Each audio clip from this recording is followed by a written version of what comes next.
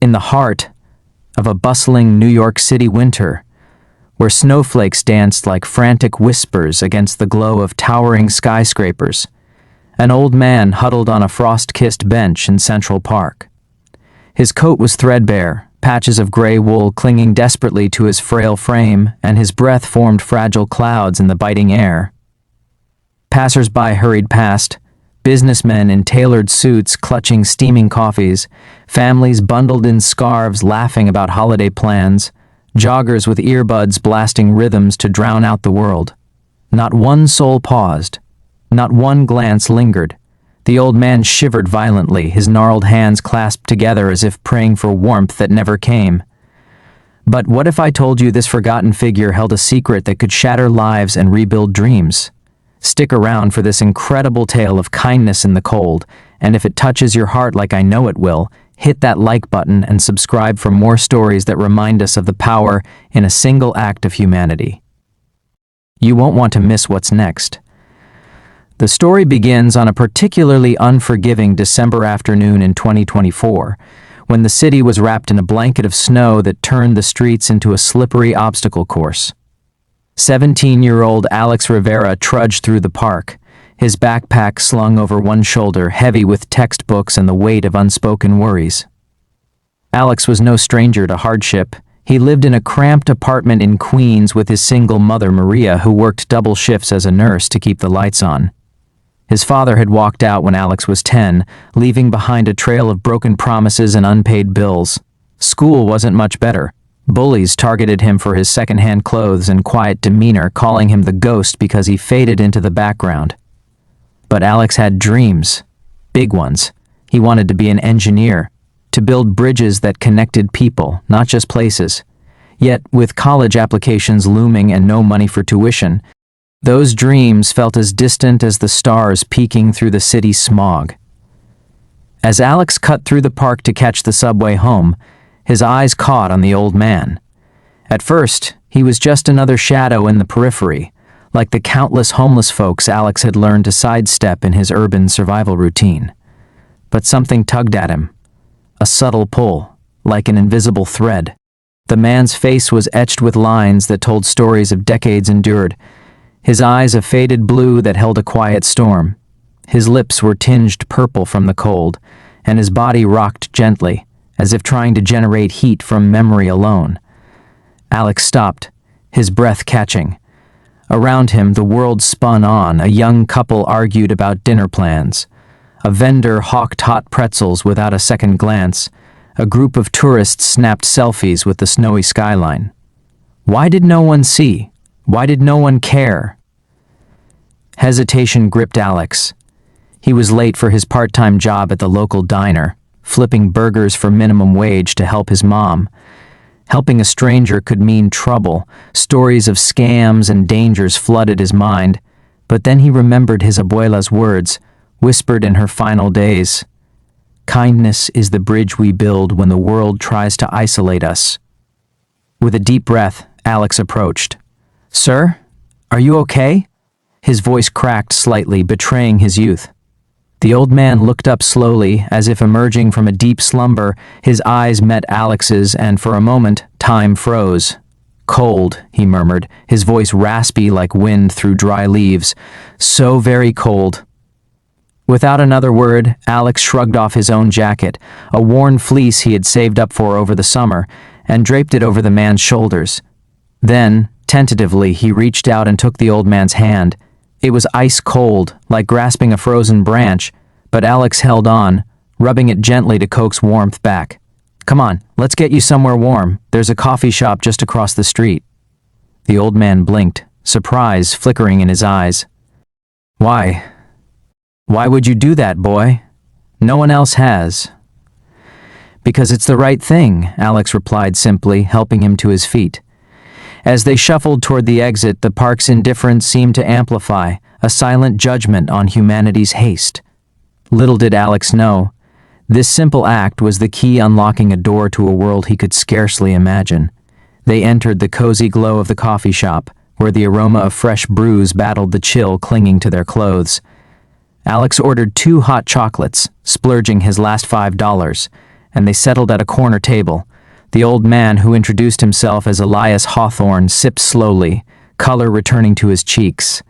As the steam rose between them, Elias began to speak. His voice, though weak at first, gained strength, weaving a tapestry of a life long lived. Elias wasn't always this way. Born in 1940 to immigrant parents in a tiny Brooklyn tenement, he grew up knowing hunger and grit. "My father worked the docks," Elias recounted, his eyes distant. "Sun up to sundown, breaking his back for pennies. My mother sewed dresses until her fingers bled. They dreamed of a better life for me, but dreams don't pay bills." As a boy, Elias shone in school, devouring books from the public library. But tragedy struck at 15 when his father died in a workplace accident, forcing Elias to drop out and take odd jobs, delivering newspapers, shining shoes, anything to keep food on the table. Yet, Elias's mind was a furnace of ideas. In his 20s, he tinkered in a makeshift garage, inventing a small device, a portable water purifier that could turn murky streams into drinkable sources. It was the 1960s, a time of innovation and upheaval, and Elias patented it just as environmental concerns bubbled up. A big corporation bought the rights for a modest sum, but it was enough to seed his first business. From there, he built an empire, Hawthorne Industries, a conglomerate spanning tech, real estate, and philanthropy. By the 1980s, he was a billionaire, rubbing shoulders with tycoons and presidents. Mansions, yachts, private jets, Elias had it all. But wealth came at a cost. "I married young," Elias said, his voice cracking. "Sarah was my light, a teacher with a laugh that could melt snow. We had 2 children, but I was always working, always chasing the next deal. I missed birthdays, recitals, the little moments that make a life. Sarah died of cancer in 2005, and his kids, resentful of his absences, drifted away. One son lived in Europe, barely calling. His daughter in California sent obligatory holiday cards. Elias's empire grew, but his heart shrank, isolated in ivory towers. In recent years, loneliness gnawed at him. "I disguised myself as a beggar," Elias confessed to Alex, "to test the world, to see if humanity still had a spark. For months I've sat in parks, on streets, freezing, starving for connection. Hundreds passed me by. Some tossed coins, but none offered a hand, conversation, until you." Alex listened, wide-eyed. This man, shivering on a bench, was worth billions? It seemed like a fairy tale, but Elias's details rang true. The mergers, the inventions, the quiet donations to charities. As they talked, Alex shared his own story. The bullying at school, where kids like Jake Thompson tormented him for being poor trash. His mom's exhaustion, her hands raw from scrubbing hospital floors. His fear that college was a pipe dream. "I just want to make something of myself," Alex admitted, "but it feels impossible." Elias's eyes softened. "Nothing's impossible, son. You've already proven that by helping me." As the afternoon faded into evening, Elias insisted on repaying the kindness. He called a car, a sleek black limo that pulled up outside, turning heads, and invited Alex to his penthouse overlooking the city. Alex hesitated, but curiosity won. "Just for dinner," Elias promised. The penthouse was a marvel. Marble floors, crystal chandeliers, walls lined with art that could fund a small country. Yet it felt empty, echoes bouncing off the luxury. Over a meal prepared by a private chef, steak, fresh salads, desserts that melted on the tongue, Elias delved deeper into his regrets. "I built all this," he gestured around, "but lost what mattered. My family, my soul." He showed Alex old photos, a young Elias with Sarah, laughing on a beach, his children as toddlers, building sandcastles. Tears welled in the old man's eyes. "I thought money was the answer. It isn't." That night sparked a bond. Elias became a mentor, inviting Alex over regularly. He tutored him in math and science, drawing on his engineering background to fuel Alex's dreams. "You're brilliant," Elias told him one evening, as they pored over blueprints in the study. "Don't let anyone dim that light. But challenges arose. At school, rumors spread when Alex arrived in nicer clothes, gifts from Elias.